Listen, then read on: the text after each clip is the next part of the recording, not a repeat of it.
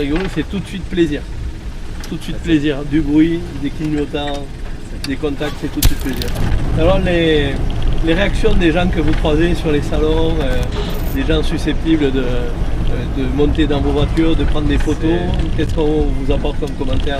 La surprise souvent de voir qu'elle est électrique. Beaucoup pensent que c'est une transformation. Ah, effectivement, on voit bien sur la partie carrosserie extérieure comme à l'intérieur, on retrouve tous les codes de la Méhari des années 70. C'est ça, on a essayé de garder le maximum de pièces similaires à l'origine. Voilà, on a des pièces qui ont été développées en spécifique, le pare-brise est différent, tout ce qui est armature de bâche c'est différent par rapport aux ceintures 3 points.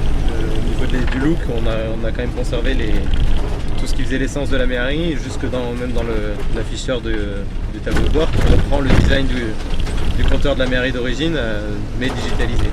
Moi je fais partie de la génération qui a connu le modèle d'origine, et on retrouve tout de suite tous les codes, et jusqu'au bruit, jusqu'au détail, on est dans une Méhari avec tout le plaisir de rouler un peu en plein air, le plaisir de trouver une voiture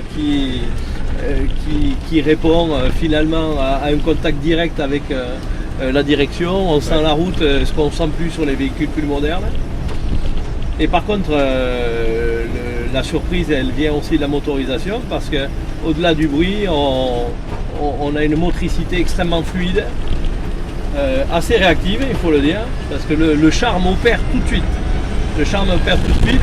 Voilà, effectivement, on est en mode city avec une vélocité très adaptée en fait à l'environnement citadin, mais avec la particularité du moteur électrique qui donne finalement une accélération assez étonnante.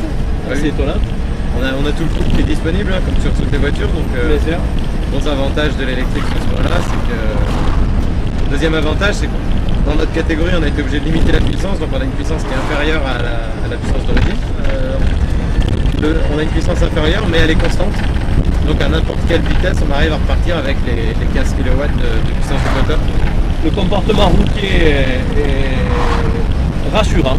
Voilà, on peut passer de voiture des années 2000 à une voiture des années 70 avec beaucoup de facilité. En fait, l'avantage de l'électrique, c'est qu'on peut aussi gérer le frein moteur. Là. On a 3 modes de conduite, donc là on est dans le mode qui en a le plus. Mais le fait de pouvoir gérer le frein moteur sur une conduite avec une bonne anticipation, en fait, on n'utilise quasiment pas le frein mécanique. Et en plus de ça, dès qu'on part sur du frein moteur, on régénère et on récupère un peu d'autonomie. Alors c'est une voiture française au départ. Voiture française au départ, et aujourd'hui on est sur une fabrication 100% française. Donc tout l'assemblage et tout ce qui est gestion, c'est fabriqué et conçu en France. Alors, si je voulais faire l'acquisition de ce véhicule aujourd'hui, un temps d'attente estimé de combien de temps? On a un délai de livraison à la commande qui est généralement sur 5 mois. Voilà, c'est une production à la main, artisanale encore, donc on aimerait bien les courter un peu, mais ça reste aussi dû au fait qu'on a un niveau de personnalisation qui est très élevé. Tous les coloris sont la matière, la couleur est dans la masse. Donc c'est pas une peinture qui est faite en fin de chaîne, c'est vraiment avant même de commencer à monter. Et même les gens se retournent tout le temps. Hein. On se contacte comment en fait? Les contacts se font essentiellement par le site internet ou sur des salons. C'est renaissanceélectrique.com. Renaissance, c'est joli. Voilà, ça colle bien avec le projet. Merci pour la petite promenade. On a passé un excellent moment. Avec plaisir. À bientôt.